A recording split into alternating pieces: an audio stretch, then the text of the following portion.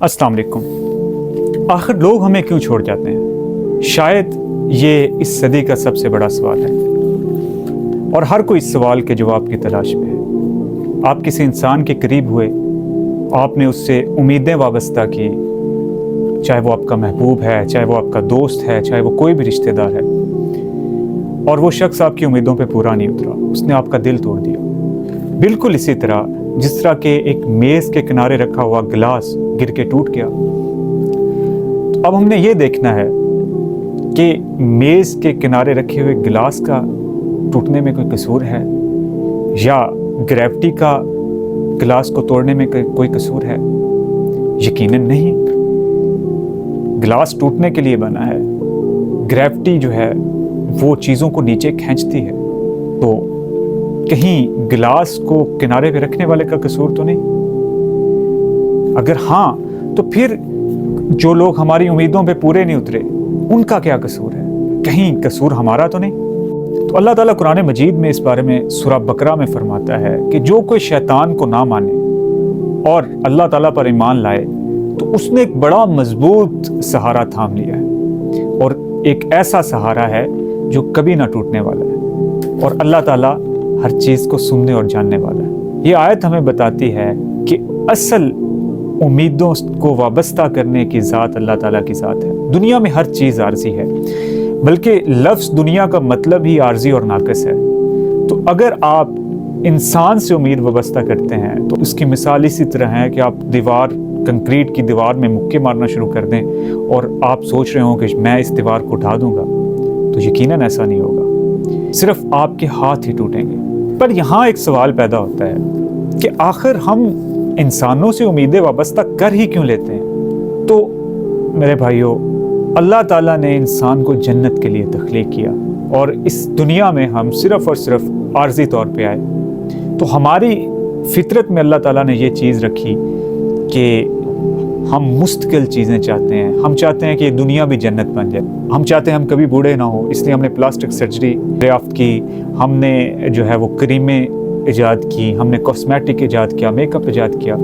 ये हमारी फितरत में आ गया कि हम मुस्तकिल चीज़ें चाहते हैं। तो अल्लाह ताला ने हमें इस मामले में हमारी फितरत के सहारे पे नहीं छोड़ा, बल्कि अल्लाह ताला ने हम पे एक बड़ा एहसान किया और हमें एक सिग्नल दे दिया। वो सिग्नल है तकलीफ़। अब हमें आग बड़ी खूबसूरत लगती है, अंगारे बड़े खूबसूरत लगते हैं, लेकिन हम उसको हाथ लगाएं तो हमारे हाथ जलते हैं, हमें तकलीफ़ होती है तो हम हाथ उससे खींच लेते हैं। तो ये चीज़ तकलीफ़ हमें बताती है कि ये चीज़ गलत है। इसी तरह जब हमें रूहानी तौर पे कोई तकलीफ़ पहुंचती है, इमोशनली कोई तकलीफ़ पहुंचती है, तो इसका मतलब है कि जिस तरह हम फिज़िकली आग को हाथ लगा रहे हैं तो फिज़िकली तकलीफ़ हुई, हमने हाथ पीछे खींच लिया। तो अगर हम रूहानी तौर पे कोई गलती कर रहे हैं, किसी ख़तरनाक चीज़ के पास जा रहे हैं, नुकसानदेह चीज़ के पास जा रहे हैं, तो हमें रूहानी तकलीफ़ बताती है कि आपने इसके करीब नहीं जाना, आप इससे दूर हो जाएं। तो ये तकलीफ़, ये हमारे दिल का टूटना लोगों की तरफ से, ये हमें बताता है कि हमने अपने आप को तब्दील करना है। हम नाक़िस चीज़ों के लिए नहीं बने। हमने उम्मीद नाक़िस चीज़ से नहीं रखनी, बल्कि हमने उम्मीद जो है वो अल्लाह ताला की ज़ात से रखनी है। और आपकी हालत तब तक नहीं बदल सकती जब तक कि आप ख़ुद अपनी हालत को बदलने की कोशिश ना करें।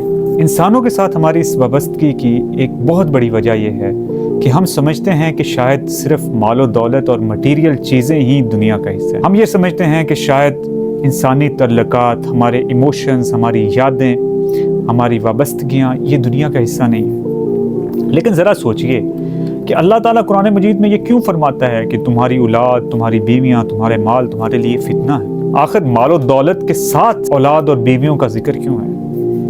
क्योंकि ये दुनिया का हिस्सा है और हम इनके साथ अपनी उम्मीदें वाबस्ता करते हैं। हम समझते हैं कि हम बूढ़े होंगे तो औलाद हमारा सहारा बनेगी, हम समझते हैं हम बीमार होंगे तो बीवियां हमारे काम आएंगी, हम समझते हैं हम किसी मुश्किल में होंगे तो इंसानी तल्लुकात हमारे काम आएंगे, हमें उन मुश्किलात से निकालेंगे। हमें लगता है हम तन्हा होंगे तो हमारी तन्हाई कोई दोस्त आके दूर कर देगा। हमें लगता है कि हम परेशान होंगे तो हमारी परेशानी हमारा कोई रिश्ता दूर कर देगा, और यही तो फितना है।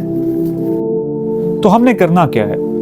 हमने हज़रत इब्राहीम अलैहिस्सलाम की तरह अपना रुख अल्लाह ताला की तरफ कर देना है। جس طرح کہ سورہ انعام میں اللہ تعالیٰ حضرت ابراہیم علیہ السلام کی قول کو نقل کرتے ہوئے فرماتا ہے کہ بے شک میں نے اپنا رخ یکسوئی کے ساتھ اللہ تعالیٰ کی طرف پھیر لیا، کہ جس نے آسمانوں اور زمین کو بغیر کسی مثال کے قائم کیا، اور میں کبھی بھی اللہ تعالیٰ کے ساتھ کسی کو شریک نہ ٹھہراؤں گا۔ تو ہم نے دوست سے یہ امید نہیں رکھنی کہ وہ ہماری تنہائی دور کرے گا، ہم نے اپنے میاں یا بیوی سے یہ امید نہیں رکھنی کہ وہ ہماری ساری امیدیں پورا کرے گا، ہم نے کوئی اچھا کام کر کے اس کی پھل کی، اس کی بھلائی کی امید نہیں رکھنی۔ اگر ہم کسی مشکل میں ہیں تو نہ ہم نے خود پہ بھروسہ کرنا ہے، نہ ہم نے کسی ذات کے اوپر بھروسہ کرنا ہے، ہم نے صرف اور صرف اللہ تعالیٰ کی ذات کا سہارا لینا ہے، کیونکہ پوری دنیا کی مخلوق اگر مل جائے تو وہ مکھی کا ایک پر بھی نہیں بنا سکتی، اور اللہ تعالیٰ کی مرضی کے بغیر تو ایک پتا بھی نہیں ہل سکتا۔ اور یہی تو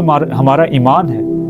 یہ لوگ، ہماری ذات، ہمارے دوست، ہمارے رشتہ دار، یہ ہماری مدد تو کر سکتے ہیں، ہمارے مددگار تو ہو سکتے ہیں، لیکن ہمارا سہارا نہیں ہو سکتے۔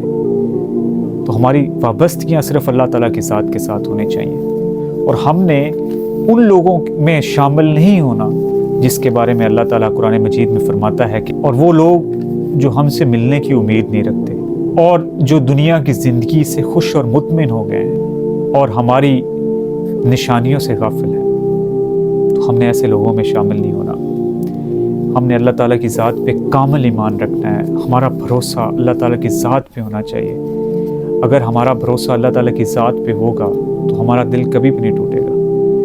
یہ انسان، اس دنیا کی ہر چیز عارضی ہے، فنا ہونے والی ہے۔ یہ انسان کے بس میں نہیں ہے کہ وہ آپ کی امیدوں پہ پورا اترے۔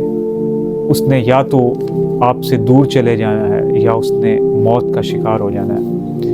تو بجائے اس کے کہ ہم عارضی ذاتوں کے ساتھ اپنی وابستگیاں قائم کریں، اور اتنی وابستگیاں قائم کریں کہ وہ ہمیں اللہ تعالیٰ کی ذات سے دور کر دے، ہمیں اللہ تعالیٰ کی ذات کے ساتھ وابستگیاں قائم کرنی چاہیے۔